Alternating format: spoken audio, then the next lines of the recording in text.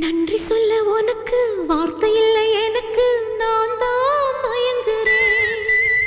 காலமுள்ள வரைக்கும் காலடியில் கிடக்க நான் தான் விரும்புறேன். நெடுங்காலம் நான் புரிஞ்ச தவத்தாலே நீ கிடைச்ச பசும் பொன்ன பித்தளையா தவறாக நான் நினைச்சேன். நேரில் வந்த ஆண்டவனே, ஊரறிய உனக்கு மாலையிட்ட பிறகு ஏம்மா சஞ்சலம்?